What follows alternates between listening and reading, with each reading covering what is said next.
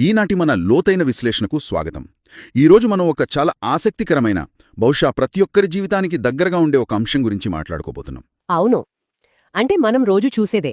నిజానికిది చాలా లోతైన టాపిక్ కదా. ఖచ్చితంగా. ఏంటంటే మనం జీవితంలో ఏదైనా కొత్త అడుగు వెయ్యాలనుకున్నప్పుడు చూడండి, ఒక కొత్త వ్యాపారం ప్రారంభించాలనో లేదా ఆరోగ్యం కోసం డైట్ మార్చుకోవాలనో అనుకుంటాం. అవును, చాలా ఉత్సాహంగా మొదలు పెడతాం. రైట్. ఆ ఉత్సాహంతో మనకు అత్యంత ఆత్మీయులైన వారితో, బంధువులతో ఆ విషయం పంచుకుంటాం. కానీ అక్కడ ప్రోత్సాహానికి బదులుగా ఏమొస్తుంది? అదంతా మనకు సాధ్యమయ్యే పనేనా అనో, లేక నువ్వు బాగా మారిపోయావనో నీరుగార్చే మాటలొస్తాయి. అరే నిజమే. ఆ మాటలు అపరిచితులు అంటే మనం పెద్దగా పట్టించుకోం.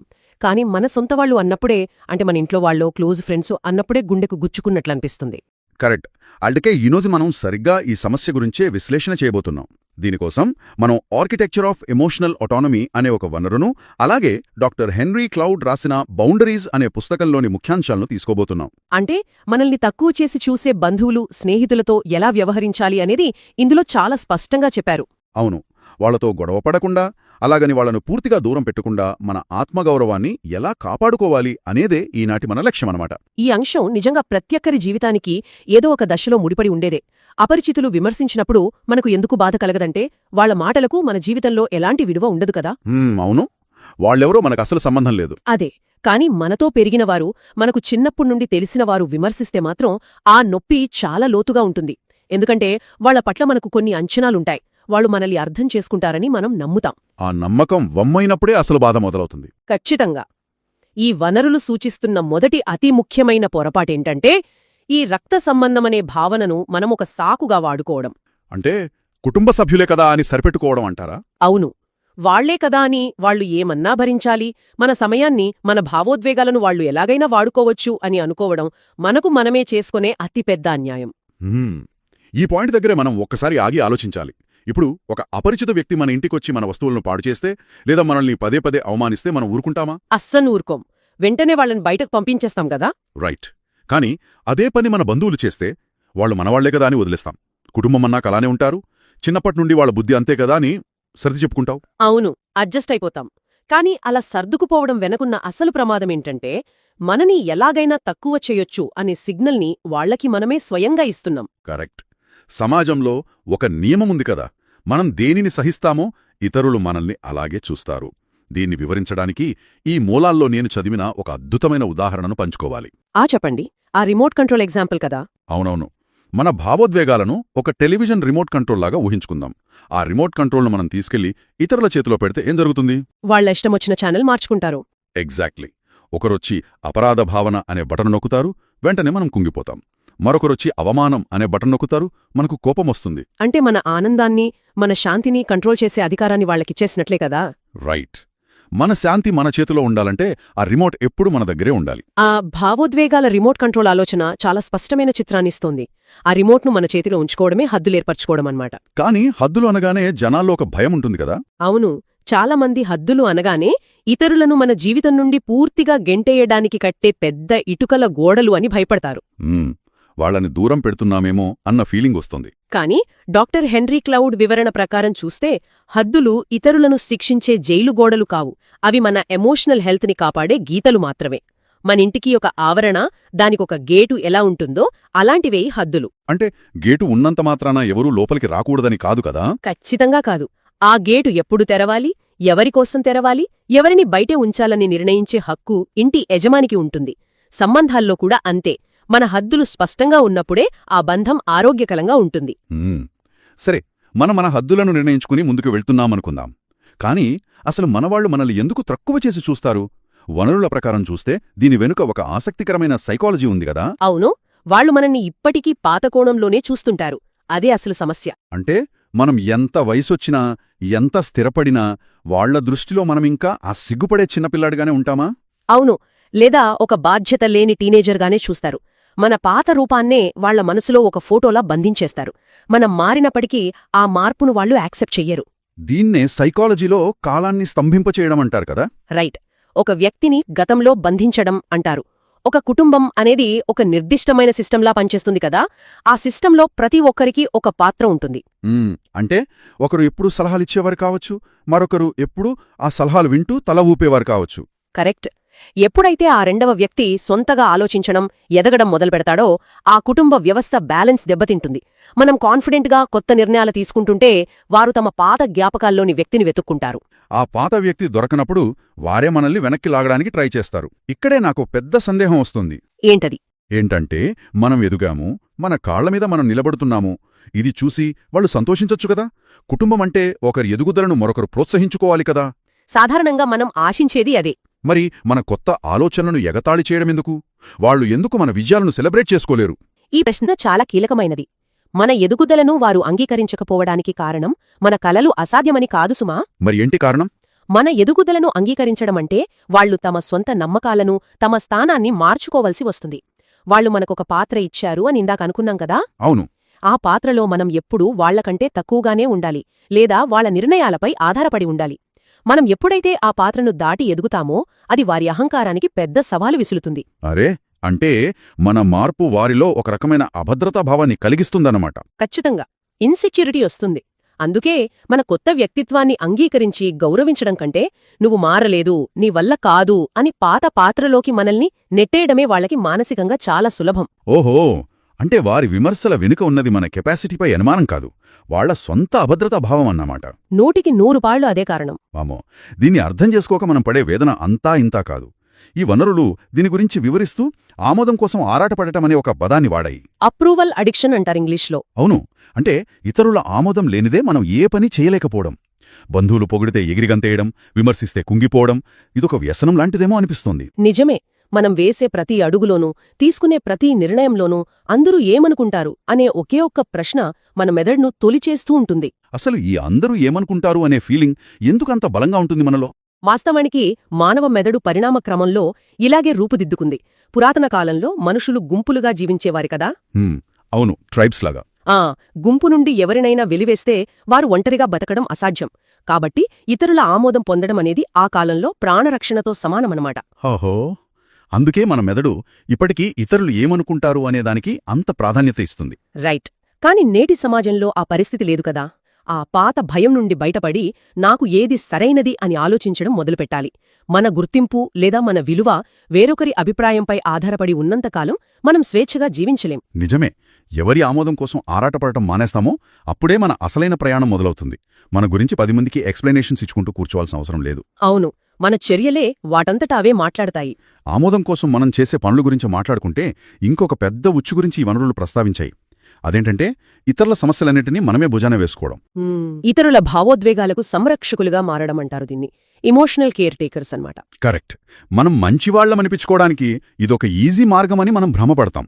ఎవరైనా కష్టాల్లో ఉన్నారని తెలియగానే వాళ్ల సమస్యలు వినడం, అడిగిన వెంటనే ఆలోచించకుండా డబ్బులివ్వడం చేస్తాం. మన పనులు, మన కుటుంబ సమయాన్ని పక్కన పెట్టి మరీ వాళ్లకు సాయం చేయడానికి పరుగెత్తుతాం. తీరా మనకేదైనా అవసరం వచ్చినప్పుడు చూస్తే ఆ చుట్టుపక్కలెవరూ కనిపించరు కదా. అప్పటి వరకు మన సమయాన్ని వాడుకున్న వారంతా ఉన్నట్టుండి బిజీ అయిపోతారు. అవును, అలా జరగడానికి కారణం కూడా మనమే. ఎందుకంటే మనం ఎప్పుడూ వాళ్లకు సరే చెబుతామని అలవాటు చేసేశాం. వారితో మనం ఏర్పరచుకున్న బంధం ఈక్వల్గా లేదు. అంటే వాళ్ళు అడిగిన ప్రతిదానికి తల ఊపడం వల్ల వాళ్ళు మనల్ని ఒక వస్తువులాగో, అవసరం వచ్చినప్పుడు వాడుకునే టూల్లాగో చూడటం మొదలు పెడతారా? ఖచ్చితంగా. ఎందుకంటే వాళ్లకు తెలుసు మనం ఎప్పుడూ వాళ్లకు అందుబాటులోనే ఉంటామని, కాదనలేమని. ఇక్కడే నేనొక సాధారణ నమ్మకాన్ని ప్రశ్నించాలనుకుంటున్నాను. సమాజంలో ఎప్పటినుండి మనం వింటున్న మాటేంటంటే ఎల్లప్పుడూ ఇతరులకు అందుబాటులో ఉండి నిస్వార్థంగా సాయం చేస్తే వాళ్ల దృష్టిలో మనకు గౌరవం పెరుగుతుంది అని. మనల్ని ఒక ఆదర్శవంతమైన వ్యక్తిగా చూస్తారని అనుకుంటారు. అవును, అందరికీ సాయం చేయడం అనేది ఒక గొప్ప లక్షణం కదా. మరి ఇది ఒక ఉచ్చు అని, దీన్ని మానుకోవాలని ఈ వనరులు ఎందుకు చెబుతున్నాయి? ఇది చాలా సహజమైన సందేహం. కాని ఇక్కడ మనం అర్థం చేసుకోవాల్సిన ఒక డీప్ సైకలాజికల్ ఫ్యాక్ట్ ఉంది. ఎల్లప్పుడూ ఇతరులకు అందుబాటులో ఉండటం వల్ల ఎదుటివాళ్లో మన పట్ల గౌరవం పెరగదు, కేవలం వారి అంచనాలు పెరుగుతాయి. అంచనాలు మాత్రమే పెరుగుతాయా? ఎలా? ఉదాహరణకు, ఎవరైనా ఫోన్ చేసిన ప్రతిసారీ మొదటి రింగ్కే ఫోన్ ఎత్తుతూ వస్తున్నారనుకుందాం. ఏదో ఒకరోజు ఒక ముఖ్యమైన పనిలో ఉండి ఆ ఫోన్ ఎత్తకపోతే అవతలి వ్యక్తి దాన్ని అర్థం చేసుకోరు. అవును కదా. పైగా నా ఫోన్ ఎత్తావా, ఎంత పొగరు అని కోపపడతారు. ఎందుకంటే వాళ్లకు ఆ తక్షణ స్పందన అనేది ఒక హక్కుగా మారిపోయింది. అలాగే ఎప్పుడూ ఇతరుల సమస్యలు మనమే తీరుస్తుంటే వారు తమ జీవితానికి సంబంధించిన బాధ్యతలు తీసుకోవడం మానేస్తారు. ప్రతి చిన్న విషయానికి మనమీదే ఆధారపడతారు కదా. అవును, దీనివల్ల వాళ్ల సొంత ఎదుగుదల ఆగిపోతుంది, మన సమయం వృధా అవుతుంది. మనం సాయం చేస్తున్నామనుకుంటాం గాని వాస్తవానికి మనం వాళ్లను మానసికంగా వికలాంగులను చేస్తున్నాం. అబ్బా, ఇది నిజంగా ఆలోచించాల్సిన విషయం. మనం చేసేది సహాయం కాదు, వారు తమ బాధ్యతల నుండి పారిపోవడానికి మనం ఒక దారి చూపిస్తున్నామన్నమాట. ఖచ్చితంగా. మరి దీనికి పరిష్కారమేమిటి? మనం ఎలా మారాలి?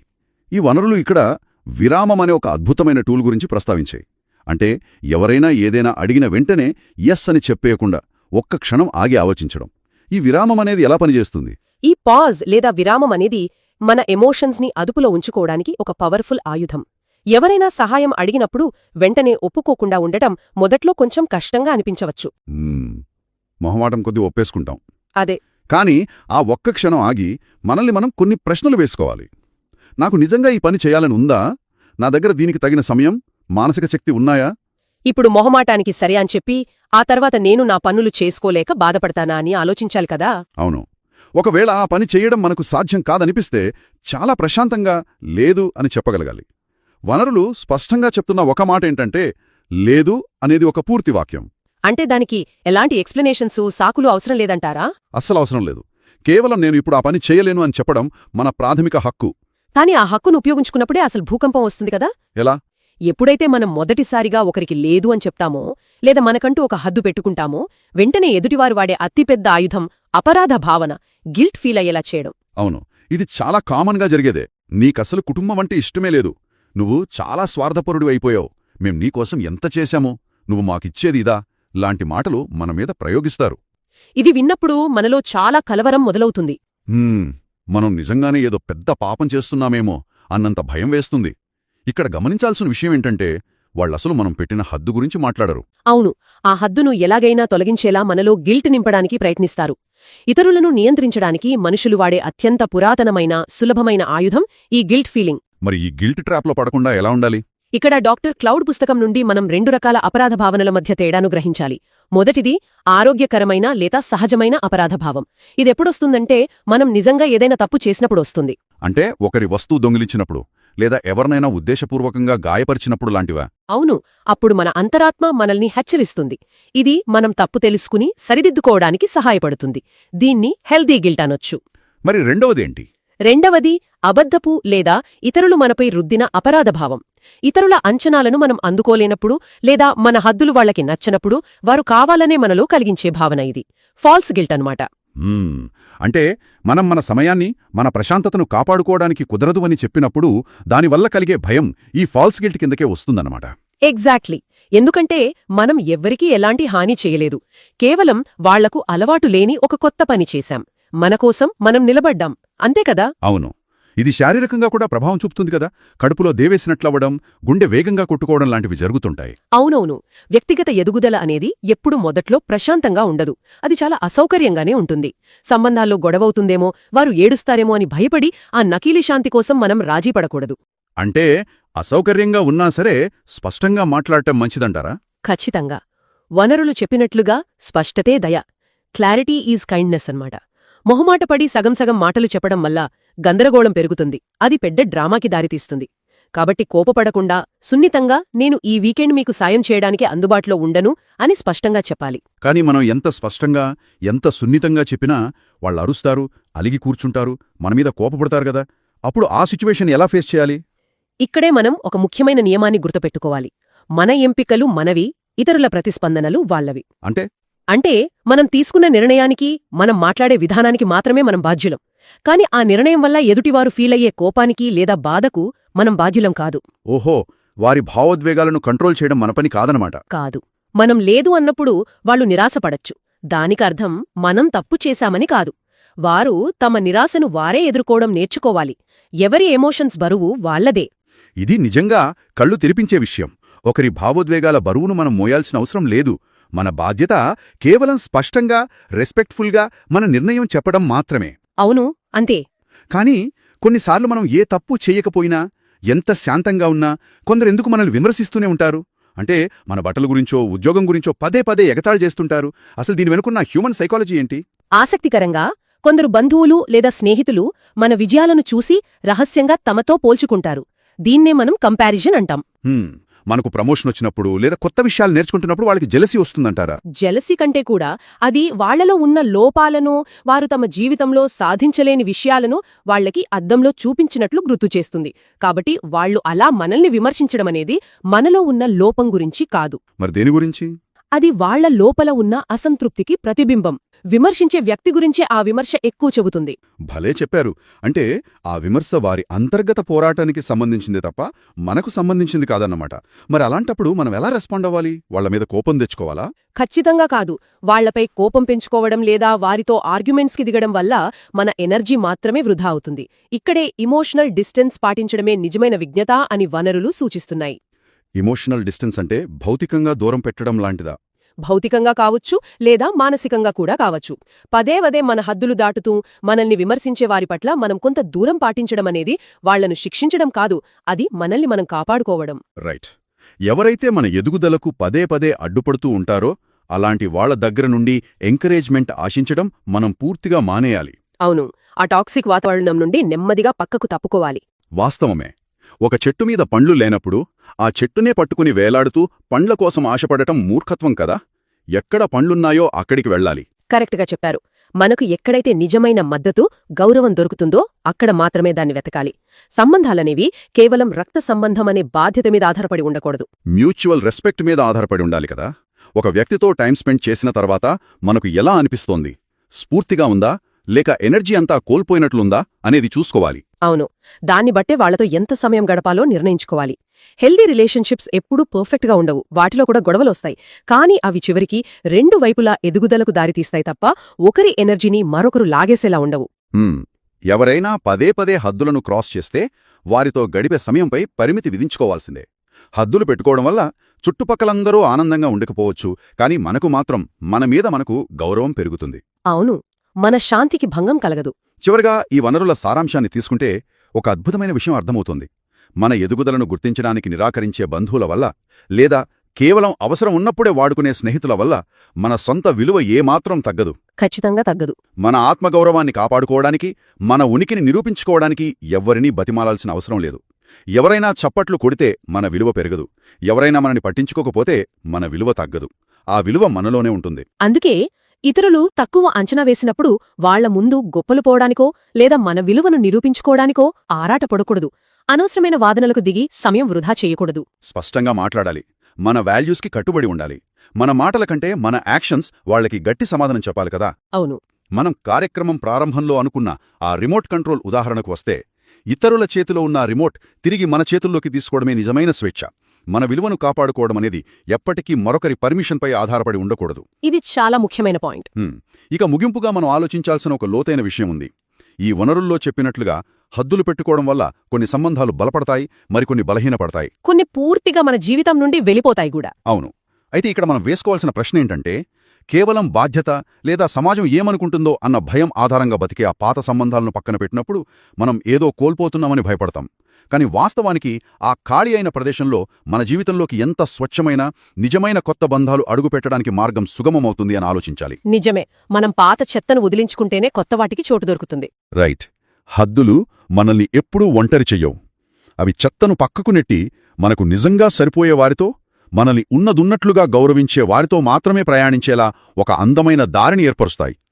ఈ అద్భుతమైన ఆలోచనతో ఈనాటి విశ్లేషణను ముగిద్దాం.